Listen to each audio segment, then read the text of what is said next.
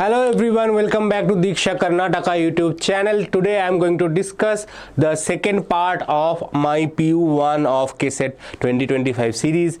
In the master stroke, we have already completed first part consisting of 3 chapters. Today I am going to discuss another 3 chapters: laws of motion, work, energy, power and gravitation. Okay, so each of the chapter generally gives you one question. Sometimes laws of motion generally have 2 questions, but again these are basic chapters. These 3 chapters are also basic chapters. From here a lot of interconnected question comes in your second PUC concept, so you have to learn basic concepts, basic formulas from this chapter. Okay, clear? Now let's start with the journey today. First we will look into the most important concept from this chapter. So first is laws of motion. Obviously 3 laws of motion, Newton's laws of motion, whatever you say. Then we have friction, we have lift motion. Lift motion is also partially important. Next we have work, energy, power, and in this part we are only saying the main most important concepts. So if you don't have any time, you can revise only these concepts just before your KCET exam. Okay, next obviously work, energy, power is the chapter name. So concept of work, concept of energy, concept of power is very important. Then we have collision. Collision related concepts are important in your dual nature of radiation and matter chapter as well. So this chapter is also basic chapter.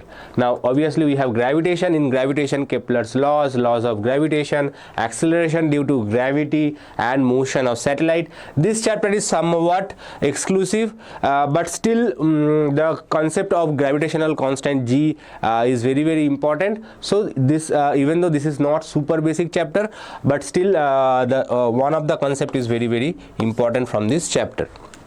Now let's move on. If you are preparing for your KCET 2025 journey, then you must have heard about our Abhyas KCET test series, which is launched in the beginning of the March, and currently we are going in full swing. So if you don't want to miss out, you have to join our group of great students, and obviously we the teachers are there. So here we are practicing questions so that your fear of exam is over. Secondly, you are well prepared for your KCET 2025 exam. Okay, so you need to know how much time you can spend on a difficult question. You need to know how quickly you can answer an easy question. So those are basically the parameters. For that you have to practice a lot. Okay, so KCET exam overall is not super difficult, but you have to practice a lot. You have to practice so that you can answer those 60 questions in 60 minutes. For that Abhyas, we have launched Abhyas test series.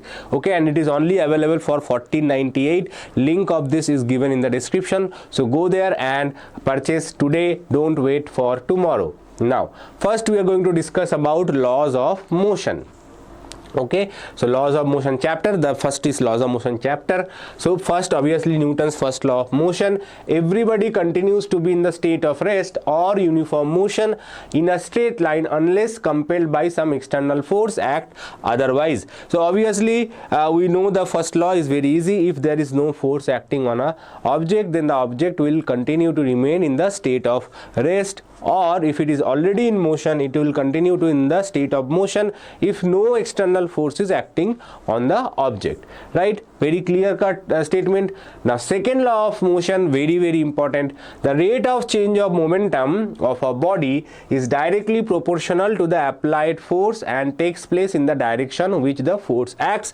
From the second law we get F is equal to ma, and obviously rate of change of momentum means dp by dt is basically equals to force. You can find everything, and rate of change of momentum is basically proportional to the applied force. The constant of proportionality can be shown 1. So basically dp by dt is force. This is the main important part. Okay, and obviously P is here, P is mv, momentum. Okay, so these are the most important concept and formulas from this part. Now let's move on to one question. An object with mass 5 kg acted upon by a force of F is equal to minus 3i cap plus 4j cap Newton.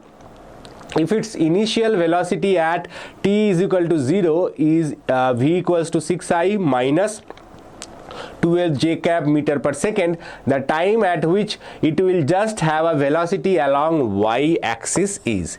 Okay, so very interesting question. So force is given minus 3 I cap plus 4 j cap. Okay, so the force has two components. One is along x direction, this is x component, and one is along y direction, this is y component. Y x component because I cap is along x direction, so this is x component, and this is y component. And mass is given 5 kg. Velocity on the other hand is given, v is given by, this is f vector, v is given by 6 I cap minus 12 j cap. Okay, now it says that the time at which it will just have a velocity along y axis. So it will only have a velocity along y axis. This is the y component of velocity, this is the x component of the velocity. So what is the meaning of that? So after some time, the velocity, the x component of velocity should be 0. Okay, velocity should be 0 only for the x component. That time difference you have to find. Okay, so basically the question is about that. Okay, the force is minus 3 Newton, initial velocity is 6 meter per second, mass is 5 kg, calculate the time for which the velocity will be 0. If the same question was asked, then it would have been much easier, but they have wrapped it inside a very good looking wrapper so that you get confused and you think this is a very difficult question, right? So the same question can be easily, you can simply omit whatever is given for y component. Okay, y component only velocity along y component means you can simply ignore everything along y component, only focus on whatever is there in the x component, right? So what is the acceleration for x component? Acceleration for x component is x component of force divided by mass. So x component of force is minus 3. Obviously you can see that retarding force is retarding force. So this is the acceleration in the x component. Now final velocity is 0, initial velocity is 6. Okay, and acceleration is 80, right? The formula is v equals to u plus at, right? This formula we are going to use instead of everything is for x only. Okay, so u is 6, a is minus 3 by 5, and we are trying to find t. So it will be t into 3 by 5 equals to 6. This will come on the other side, the negative sign will become positive. So t equals to 6 into 5 divided by 3.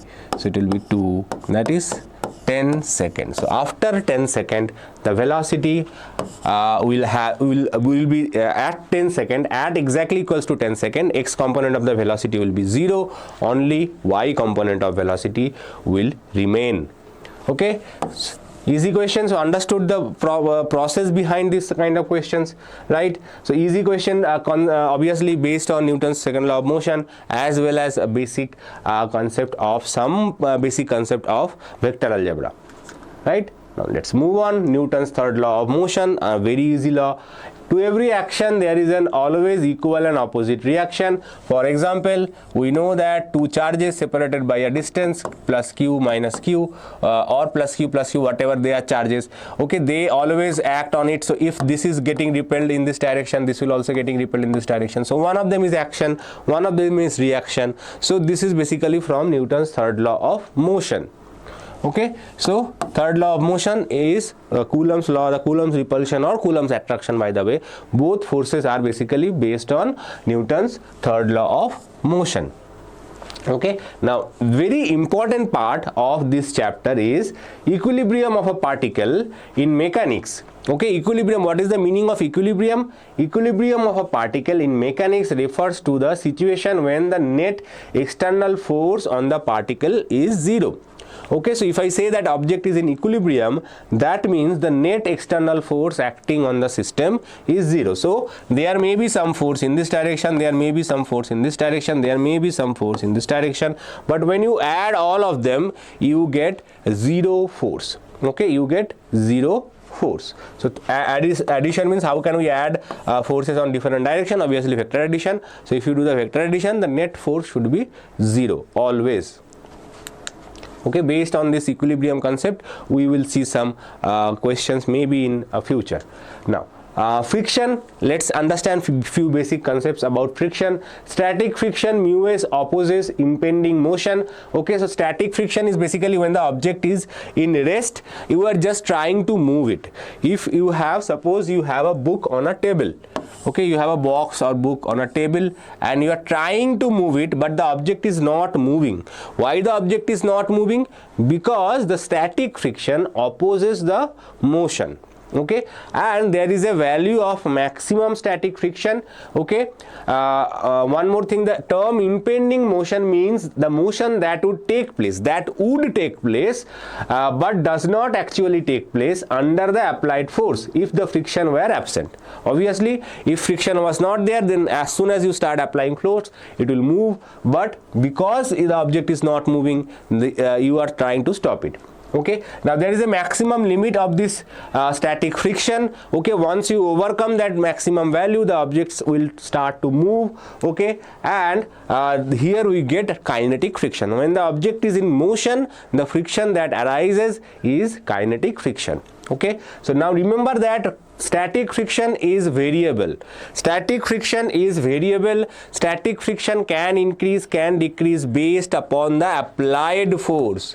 As long as the force you are applying is below the limiting value of the frictional force or limiting friction, as long as it is below that limiting friction, the friction static friction can increase or decrease.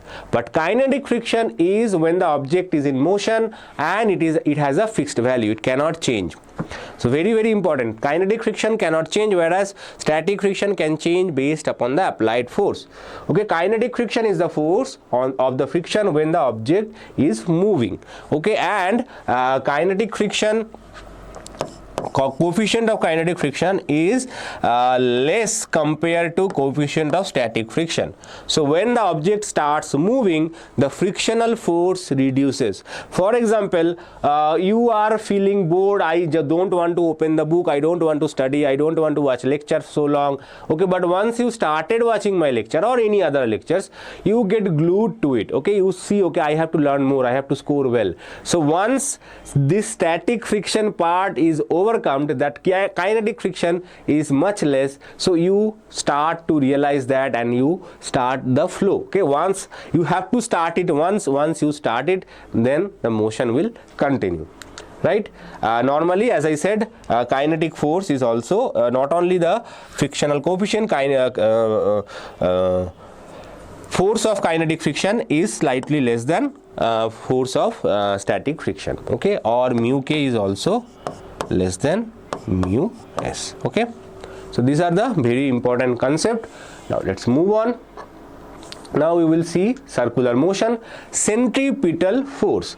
So circular motion means, obviously we have seen one case that one object is moving in a circle, okay, and we realize that there is an acceleration on it which is acting towards the center of the circle. In our last class we discussed it. What was the acceleration? Acceleration was A equals to v square by r.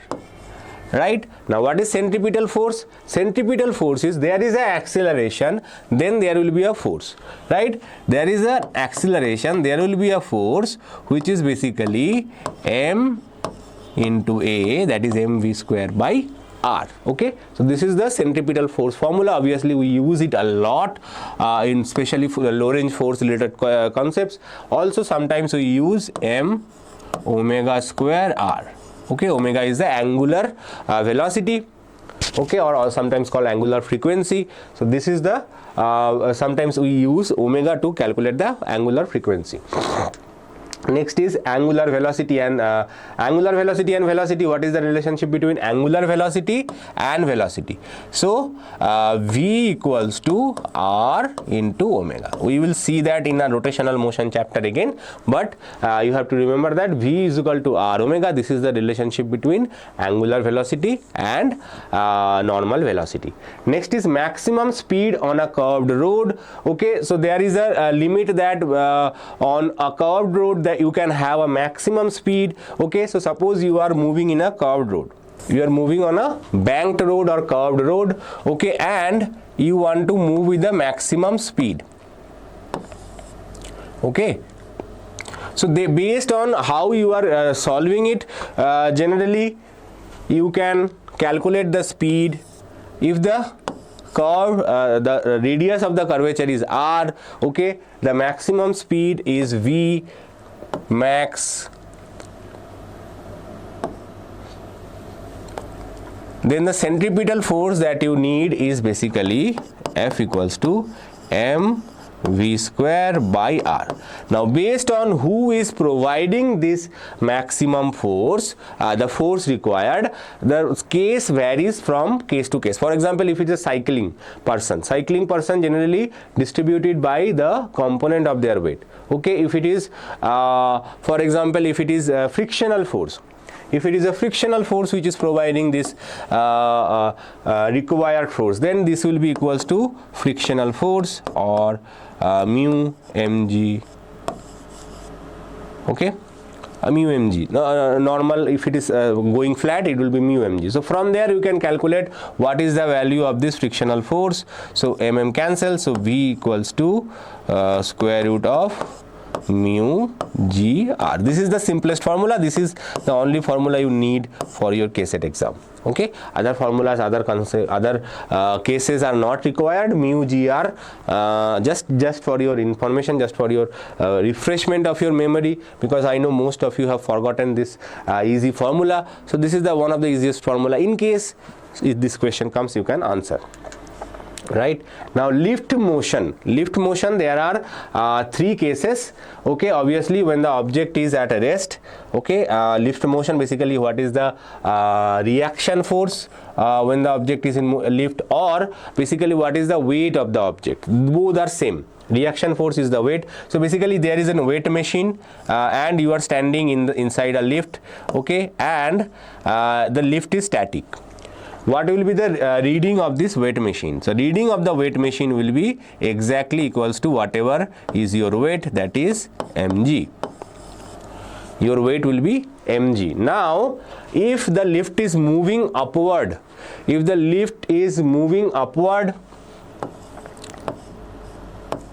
then what? Now reaction force is upward. Okay, so now you remember that whoever has the direction of acceleration, that person is rich.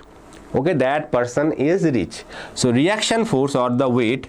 Okay, so reaction force is the weight. So reaction force minus mg equals to ma. Okay, remember that whoever has the direction of acceleration, in case of equilibrium calculations also, if you are preparing for any other competitive exam, remember that whoever has the direction of acceleration towards it, that force is bigger. Okay, we say that force is Amir. Okay, if you are familiar with the term Amir Garib, so we say that whoever has the direction of acceleration is Amir, whoever does not have the direction of acceleration is Garib. Okay, now Amir se Garib ko nikalo and that will be equals to ma. Okay, so Amir minus Garib is equals to ma. Okay, so this is the movie of one of the most popular movies. So Amir, one son is Amir, one son is Garib, and Amir minus Garib is equals to ma. Now from there you can calculate R is equal to mg plus ma. So if the lift is accelerating upwards, then the weight will be mg plus ma. Okay, now if the lift is accelerating downward, similarly we can use the same concept and we can find that the weight is mg minus ma. Okay, now this is very, very interesting. If somehow the lift on which it is hanging, it is snapped. Snapped means it's broken or it's cut. Okay, so what will happen then? In that case, if you cut the lift or the lift wire is disconnected, then the lift will fall with the gravitational acceleration of g. So basically if A equals to G, okay, when it is falling, okay, then what will be the weight of the object? Weight of the object will be mg minus mg, that is equals to 0. So object will start floating inside the lift, okay, and the weighing machine will show 0 weight. Okay, this is called free fall. This condition is called free fall. Okay, so be careful in case you are going in a lift. Stay calm, stay quiet. Don't expect that you can do the experiment with cutting the wire of the lift. Okay. Next chapter, so this chapter is over. All the important concept I have covered. Now we are going into the work, power, energy chapter.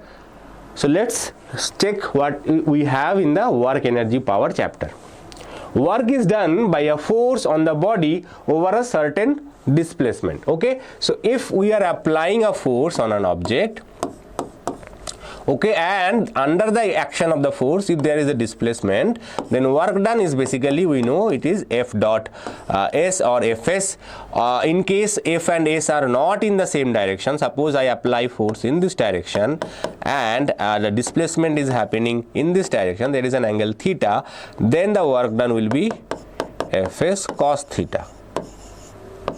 Okay, for example, you are pulling something in the upward in some angle, but it is moving in the straight direction, or you are one more example, you are dragging a trolley bag.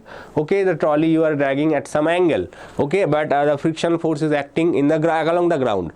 So based on whatever force you are applying, whatever direction is the displacement, okay, based on the applied force and displacement, okay, the work done will be given by Fs cos theta. This is the general condition. Most cases cos theta will be 1. Some cases cos theta can be 0. For example, if we consider the motion where the force is acting, for example, a loader, okay, a coolie, he is carrying some baggages. Okay, so he is walking in this direction. He is walking in this direction, but the gravitational force against which he is doing work is acting downward. Okay, so the coolie is moving in the forward direction, so displacement is in this direction, but the gravitational force is acting downward, so the angle is 90 degrees. So the work done is basically 0 in this case, because cos 90 is 0. So this is an example of no work force. If cos theta is 90 degree, that force is called no work force. So for the force and displacement are mutually perpendicular, okay, the work done is 0. So that is called no work force. One more example is the rotation of earth around the sun. So sun and earth, the force is along the line joining sun and earth, that is the gravitational force, whereas the motion is in the tangential direction. So tangent and radius, they are always in perpendicular direction, right? So suppose this is our sun, this is our earth, so this is the direction of force, and the velocity or acceleration, not acceleration, the displacement is in this direction. Okay, so this is the direction of displacement, right? So the force between the work done by the sun when it is allowing the earth to rotate around it is basically no work force, that is the work done is 0. Power, another important quantity. After work, there it comes power. Power is defined by the time rate at which work is done or energy is transferred. So power is basically work done divided by time. We have learned different forms of power in current electricity, that is V into I, okay, and equals to I square R or V square by R. Everything has the same power. This mechanical power and electrical power, they are same. Okay, so there is a relationship between electrical power and mechanical power. Okay, so they are same quantity. Okay, only they are doing a different type of work, but other than that, unit wise everything will be same. Now unit of work done is joules. Okay, and unit of power is watt. Unit of power is watt. Let's see kinetic energy. What is the formula for kinetic energy? Very easy. EK equals to half mv square. Okay, now remember that mass of an object cannot be less than 0. Okay, mass is always positive quantity. In the minimum value the mass can have is 0. Okay, so an object can be considered to be a 0 mass, but a mass cannot be negative at all. Velocity can be negative based on the direction whatever you have defined. Okay, if I say this is the positive direction, then this will be the negative direction. Velocity can be negative, but velocity square cannot be negative. Even if v is negative, square will always be positive. So remember that kinetic energy is always positive. Okay, it is always greater than 0. Minimum possible value of kinetic energy is obviously equals to 0, but it cannot be negative. Kinetic energy cannot be negative. Next we are talking about potential energy, gravitational potential energy mainly here. So if you take an object from some height, so from ground to some height, okay, at h, then the work done that you have done is basically stored in the object as its potential energy. Now potential energy can be negative. Okay, m is positive, g is positive, but h can be negative. For example, if you consider this will be your h equals to 0 level, this is h positive, then if you, what will happen if you go underground? If you go underground, h will be definitely negative, right? If you consider this direction is positive, then this direction will be negative. So if you take some object under the ground, then its gravitational potential energy will be negative. We will see a gravitational potential energy formula as well in the chapter gravitation, but remember that potential energy can be positive, can be negative, can be 0, but kinetic energy is always greater than 0. Okay, now there is one relationship between kinetic energy and momentum. Okay, what is momentum? Momentum is m into v. What is kinetic energy? Kinetic energy is half m v square. Right, now let us multiply m on both sides. So m e k, and let's take this 2 also in this side. So 2 MEK equals to m square v square. Now take the square root on both sides, we get m into v. Square root of m square v square is mv equals to square root of 2m ek, or momentum equals to square root of 2m ek. Okay, so momentum can be calculated using the formula square root of 2m ek. Okay, or you can similarly calculate kinetic energy from momentum to be p square by 2m. Now these forms are very handy in some cases, for example dual nature of radiation and matter, where you are trying to find the wavelength. Okay, so if you know this formula, if you know this form, kinetic energy is given or the energy is given, it is getting accelerated through some electric potential, some volt. Okay, so that ek will be q into v, and that form if you put it over here, you can directly calculate the momentum. Okay, so this is a very, very important form, especially to solve problems in dual nature of radiation and matter quickly, and sometimes this is a mechanical question. In some cases momentum is given, you can calculate kinetic energy directly using this form. Okay, but this is very, very, very important form, okay, to remember. The total mechanical energy of a system is conserved. Total mechanical energy of a system is conserved if the forces doing work on it there are conservative. So okay, so what is the meaning of that? If all the forces acting on the system is conservative, okay, the conversion of kinetic energy to potential energy to kinetic energy, total sum will remain constant. Okay, so that is the basic conservation of energy. For example, gravitational force is a conservative force, electrostatic force is a conservative force.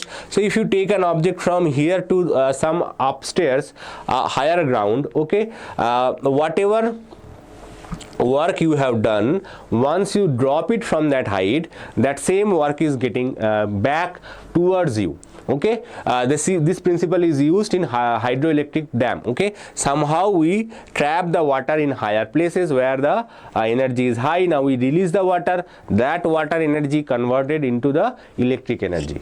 Okay, so this is one of the principles. So remember that total kinetic energy, energy is conserved only for conservative system, not for any system.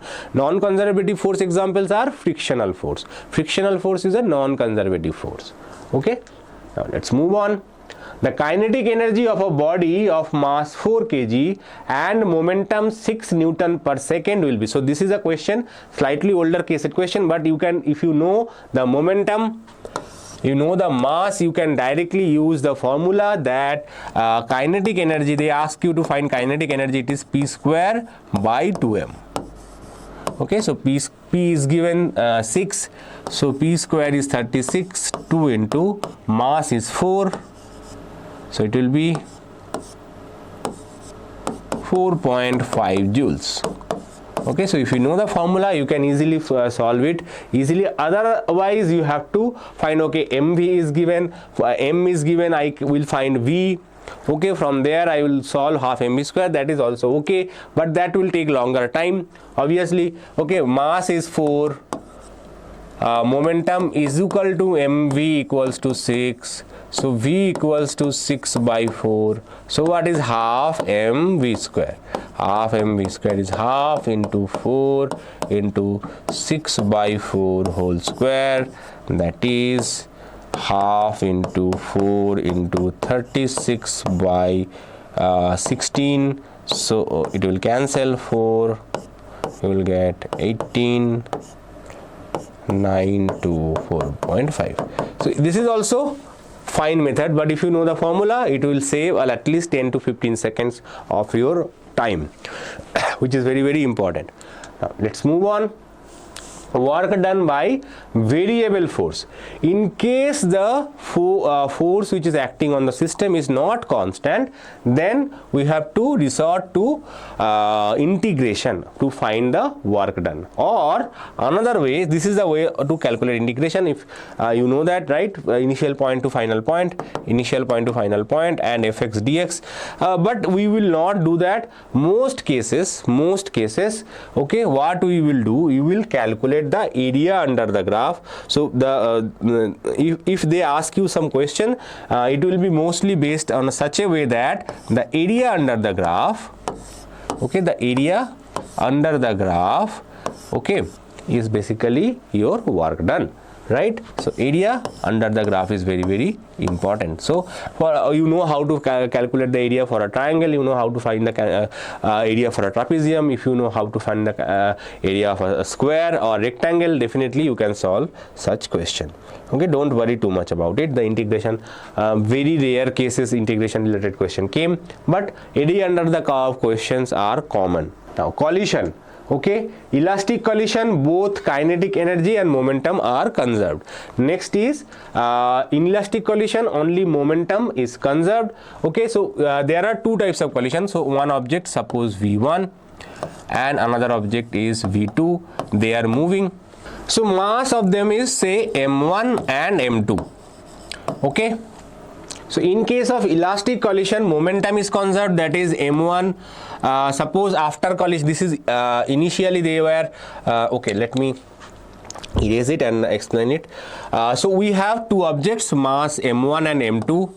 M1 and M2, M1 was moving with the speed of u1 and another one was M2, it was moving with the speed say u2.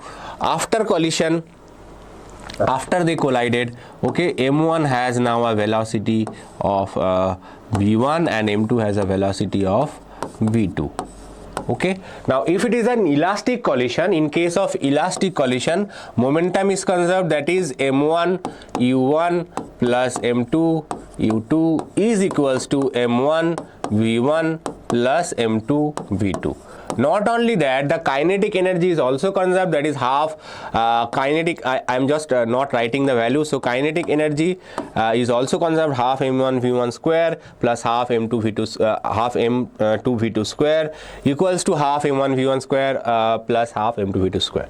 Okay, so sum of all the kinetic energy initially should be equals to sum of all the kinetic energy finally. So this is for elastic collision, but for inelastic collision only momentum is conserved, that is initial momentum is equal to final momentum, and kinetic energy is not conserved.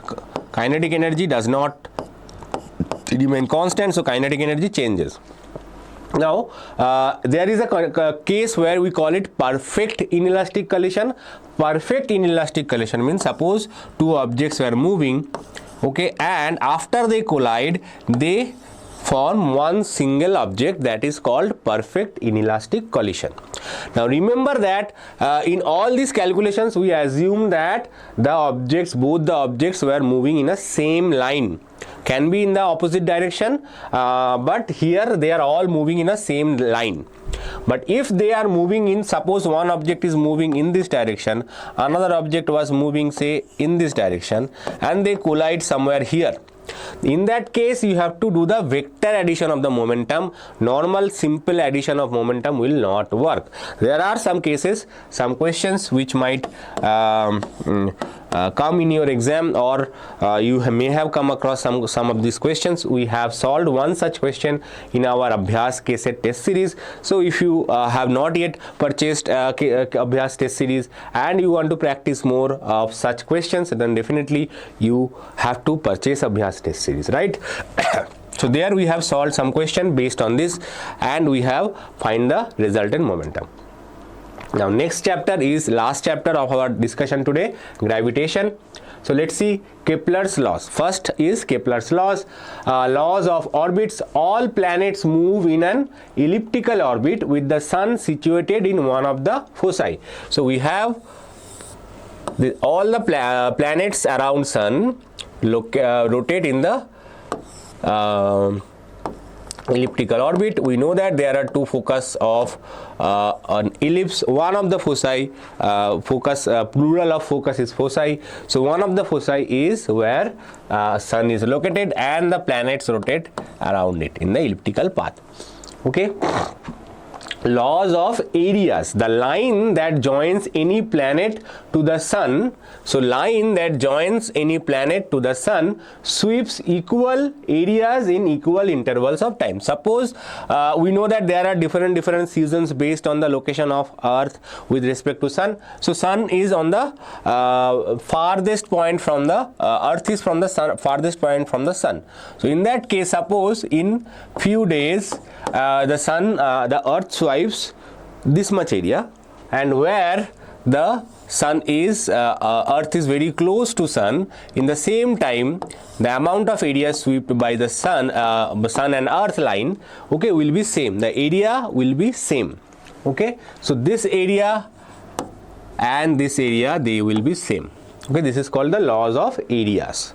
Next is laws of periods. The square of the time period of revolution. So revolution, obviously how quickly it is revolving around the planet, around the sun. So square of the time period of revolution of the planet is proportional to the cube of the semi-major axis. So here this is semi-major axis. Okay, semi-major axis, you know, this is the semi-major axis, so it is t square is proportional to a cube. Now remember, this a is not the area, this is the semi-major axis. The formula where you use ellipse equation, okay, x square by a square plus y square by b square equals to 1. So that a, this is this a. Okay, so t square is proportional to a cube. Okay, ellipse traced out by the planet. So this is easy. Okay, now this based on this formula we have seen a few questions in NEET and in the past, right? Maybe some easier question might come for your KCET exam as well. Generally they give you comparison. Okay, T1, how to solve that? T1 square by T2 square equals to A1 square by A2 square. Proportionality constant is gone. So, sorry, A1 cube by A2 cube. So, generally they will give you some pair and you have to find the other one. So, you can use this equation to solve. Okay. Now, laws of gravitation, universal laws of gravitation given by our favorite father of physics, Newton. Okay, he was sitting under the apple tree and he suddenly saw one apple falling in his head and suddenly he discovered gravity, which is not true. Okay, that is the story we tell our kids. I also heard when I was a kid, but obviously the apple tree played some role. When he was doing some research, he saw the apple falling and suddenly he thought, okay, he was looking for some example and that apple tree gave him the example. The formulation, the calculation, the mathematics, the understanding was already done. He did not discover the gravitational law by seeing the falling apple. Okay, so obviously the formula is same as Coulomb's law. F equals to G m1 m2 by r square. Only the value of G is small. It is 6.67 into 10 to the power of minus 11 Newton meter square per kg square. Okay, this is the value of G. In case of Coulomb's law, almost same formula. The value of Coulomb constant K is higher. Other than that, the formula has similar roles.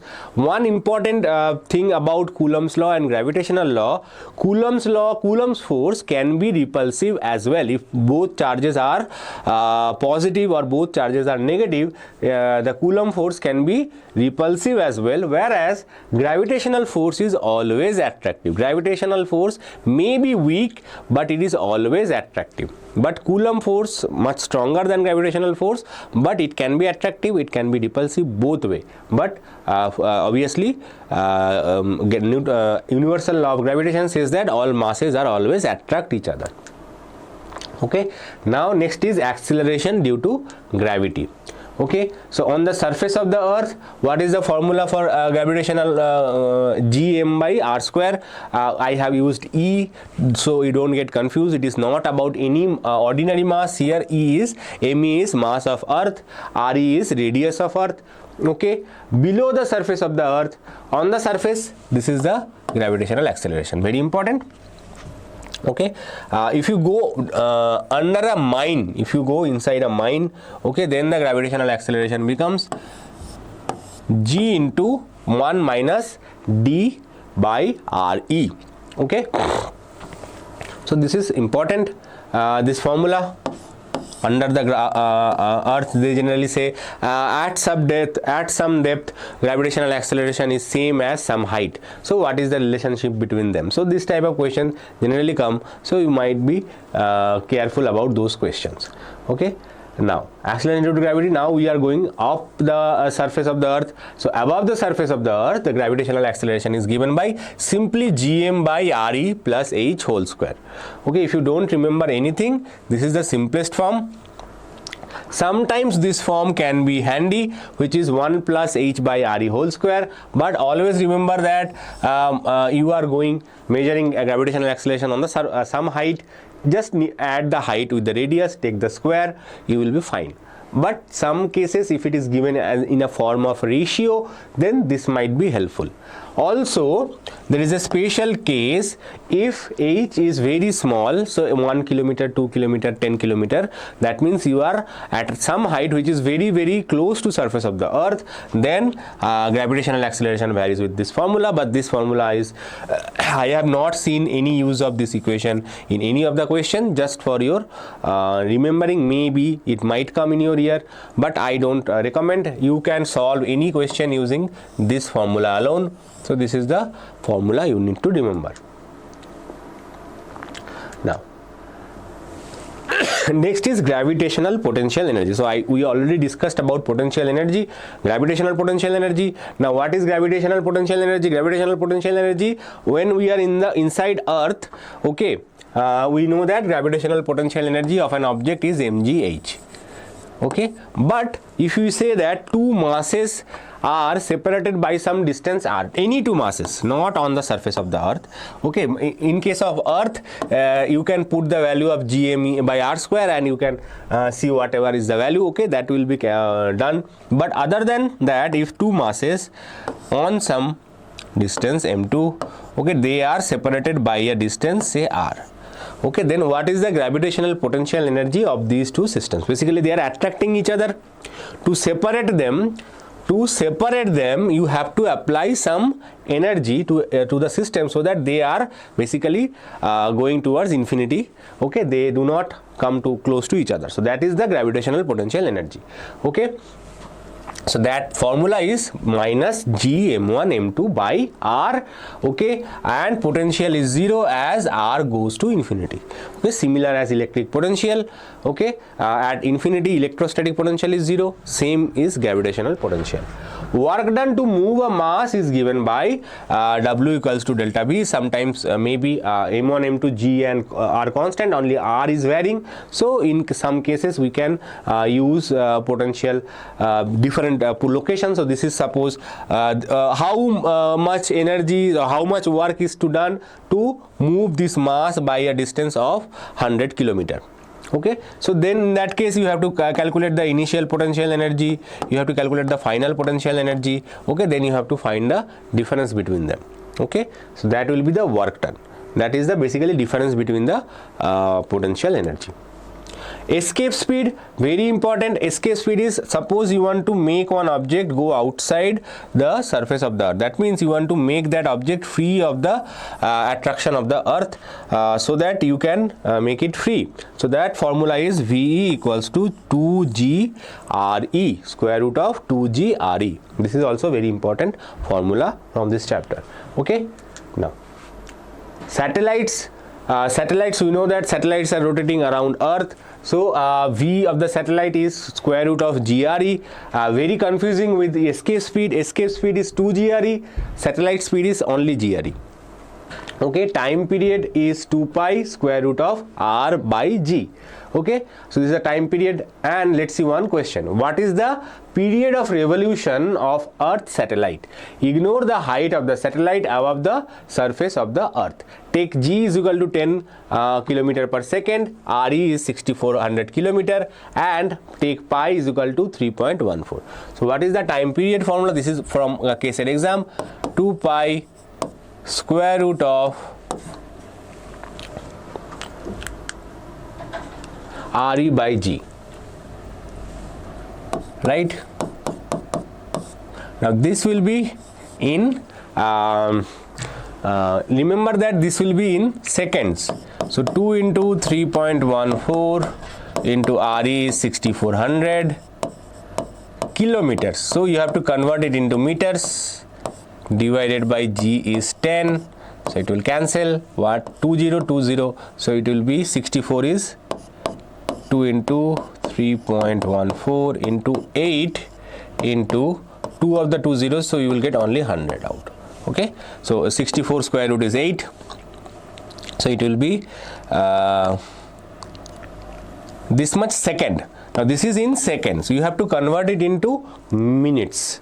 Okay, so how can we convert this into minutes? To convert it into minutes, what we have to do, we have to divide it by 60, right? So one of the zeros will cancel. Now we will say that this 3.14 into 2 is very close to 6, so we will cancel that. We will get 8 into 10, that is 80 minute. Approximately our answer is 80 minute, but because we have reduced by 0.14, this 80 minute will be slightly bigger. From the given option, obviously we can see that it is 83.73 minutes. So if you know the formula, you can solve it for any questions, any such questions coming in your way, right? So be careful. With this, I will conclude this lecture, and if you have any doubts, don't forget to mention that in the comment below. Also, we will be solving questions from these chapters as well in future. And if you have not yet subscribed to our channel, don't forget to subscribe to our channel. I will be back with a new lecture very soon. Till then, bye.